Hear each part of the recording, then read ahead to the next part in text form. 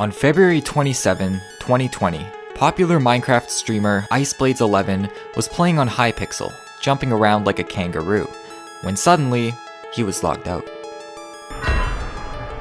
How am I being logged on from another location? You changed password? I changed it. Dude. I changed password. Someone had accessed his account from another location. Dude, they must have my key or something, dude. Invalid session. His viewers were in shock. Was his password stolen? Did someone break into his house and put a virus on his computer while he was sleeping? No one knew what was going on. So during our live stream, our account was logged in from another location. Now, I don't know how they were able to do that. I'm not sure if they had my password or whatever they had to get on my account. Around the same time, more streamers were hit with the exact same attack. Set my F3 menu up. No! Come on! No! Are you kidding me? Supposed to be on the wall, it's not the actual banner. That's why it like turns to stone. Dude, oh my, dude, I think I'm getting hacked. No. I think I'm getting hacked. I think I'm getting hacked. Oh my god. HBTV_YT. It said login from another location. Yeah, it did. What do I do? Change your email. Change your email right now. Yeah. Do you have an OnlyFans account? Be honest. And my mom. Yeah, sorry. I'm getting hacked right now. Can I call you back, please? Wait, what's that? Oh my god. Let me ask you a question. Have you ever tried to join a Minecraft server and this message popped up? Every time you launch Minecraft, your username and password is sent to Mojang's secure servers, and in return, they give you a unique session ID. This is a special key which tells Minecraft servers like Hypixel you are the owner of that account. Session IDs allow these servers to verify your account without knowing your username and password. It's a safe way to verify users because servers don't need to access sensitive data. One simple token and you're in.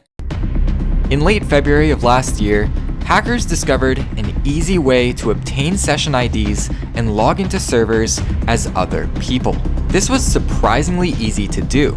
Like, there were actual tools where you could just enter a username and bam, you're in. Once the word got out, total chaos erupted. Yeah. Just click on the slots. Wait, I logged in from another location? Dude. my alt? Dude. Okay.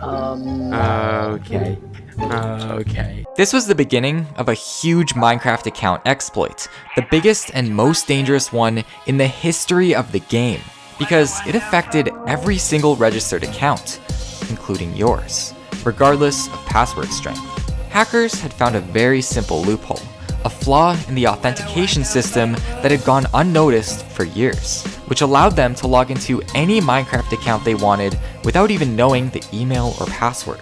As long as they had the username of their victim, they had access to everything. This video will explain the brilliant method hackers used to pull this off, all of the YouTubers and accounts that were affected, the backlash, and ultimately Mojang's response to this massive vulnerability. Watch to the end. This video will take you through a dark part of Minecraft's history many people don't seem to want to talk about. Also, only 1% of my viewers are female. I honestly don't know why. If you have a girlfriend or a sister or whatever, please share my channel with them so we can fight the gender inequality on this channel. Enjoy the video.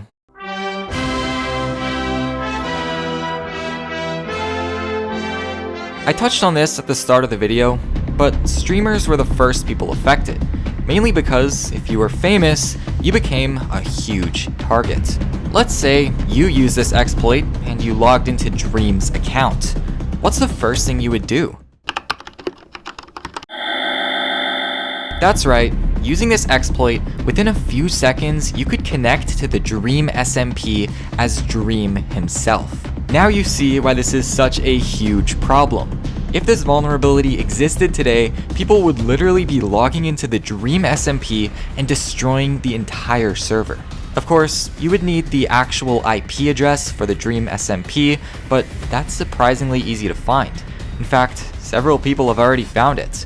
but the only thing preventing them from connecting to the world's most coveted Minecraft server is the whitelist. With this exploit, that can be bypassed. Luckily, Dream wasn't insanely popular back then, and from what I know, his account was never touched.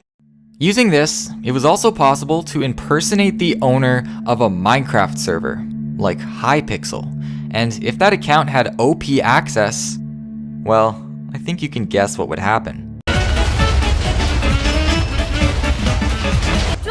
Bro! Can you ban him? I can't. Why am I? Why am I? Why? Okay. Plenty of regular people logged into servers as head admins and started griefing using commands they shouldn't have access to. It was chaos. As a result, entire servers were taken offline, and a few never recovered. Luckily, none of the major servers like Hypixel were destroyed. I'm guessing the owners temporarily banned their accounts using the console and disabled admin commands until everything was in the clear. But still, for a moment, it was possible to pose as the owners. Now, for the average Steve, you were generally okay. I mean, there's no incentive to impersonate a regular account. Unless you wanted to log onto a server and start hacking. Or you knew they had valuable items and you wanted to either steal or destroy them. And that's exactly what happened. Come on. Oh, you gotta be kidding me. I got almost nothing. There we go, jeez. Woo! I won with absolutely no skill involved! Hackers started targeting the accounts of Hypixel and 2B2T players, logging in as them, stealing items, and getting their accounts banned. Hypixel and 2B2T were the main servers targeted by this exploit, because many players here had huge amounts of in-game wealth. This person lost 20 million coins and all his valuable items. I looked it up, and the coins were worth about $6. A lot of servers are pay to win, and this hack opened the door for anyone to access these accounts and get back at the server owners if they wanted to. On 2B2T, the oldest Anarchy server in Minecraft, hidden bases were leaked, alliances destroyed, and entire inventories were wiped in seconds just because hackers were able to impersonate an account. If you're not familiar with 2B2T, bases and coordinates are extremely confidential because nothing is protected. Leaking the coordinates of anything significant would result in the entire thing being destroyed. What made this exploit especially scary was that initially, these people didn't know how the hackers accessed their accounts. Try to put yourself in the situation of a Twitch streamer. You shut up when I'm talking to you! You shut your mouth! Suddenly having their account accessed from a new location. The hacker would need your password, right? And once they have a password that works, they're not going to stop at your Minecraft account. They could log into your bank, your Twitter, and even your Twitch channel. For these streamers, it felt like their entire life was at risk, because they thought these hackers had their password. And you can't really blame them either, because the only known way to access someone's account is to know their password. The total number of users affected by this exploit was 126 million, or every single Minecraft account in existence. Since if a hacker had a valid session ID and a target, it doesn't matter who you are, there is no way to stop them. I don't know how many of these accounts were actually logged into, but given how easy it was, and the fact that it was public, the number is definitely in the thousands.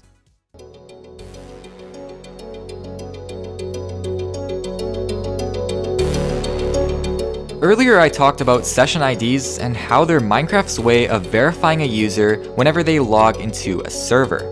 Well, one day, someone discovered that Mojang doesn't validate an account's ownership of the session token when logging into a server. Basically, it will accept any valid session ID. No matter what the username is, as long as the token is valid, full access to the account is given. So, how did hackers get the session ID?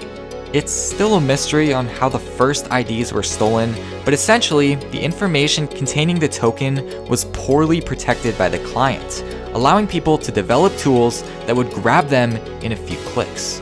In some cases, streamers would accidentally show it while loading up the game, To the average person, it was meaningless, but to a hacker, this was a golden ticket into their account. I also heard that if you had someone's IP address, you could get their session ID, although I never tested this for myself because I don't like going to prison. Here's an example of what a session ID looks like.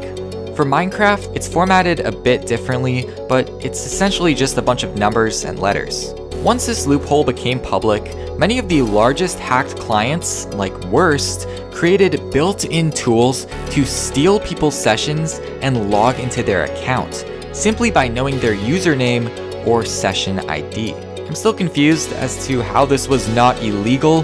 They literally put a button on their clients that allowed you to hack people. What made this exploit so dangerous was there was literally no way to stop it or protect yourself from being hacked. If you were a target or a significant person and someone wanted to use your account, they could. Commands don't work. Commands don't work. We can't do that. No, don't delete commands. What are you doing? What are you doing? A common tactic these streamers used was quitting the game. When you log out and quit Minecraft, your session ID is destroyed. But that doesn't stop hackers from getting another one, which they did. I'm not gonna lie, at the time it was kind of funny to watch these streamers fight hackers in real time. It was like a back and forth battle between the streamer and the person trying to access their account. They would get kicked out, reload the game, log back in, and they'd be somewhere else. And then they'd get kicked out again. And yeah, many of these streamers changed their passwords, but it kept happening. As terrible as this sounds, there was a bright side to this exploit. Since keys were being used to hack into people's accounts, actual login details, like the email and password, were not exposed or at risk of being stolen. This loophole could only be used to impersonate people, which explains why streamers who were having their accounts accessed live didn't get their passwords changed or anything else. Still, for many players, years of progress were lost.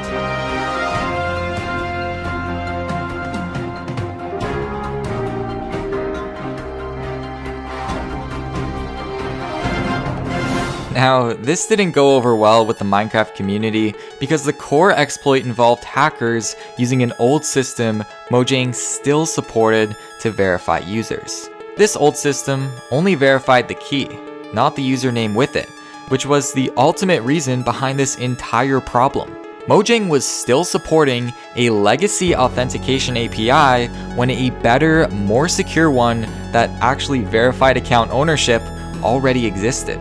But that wasn't all. If any Minecraft veterans are watching this, you'll know that the exact same exploit occurred back in July 2012, which affected every single Minecraft account. Millions of accounts. Mojang was well aware of the issue, and yet in 2020, it happened again. The company never released an official statement or warning about this problem. At least, I haven't been able to find anything from them about it.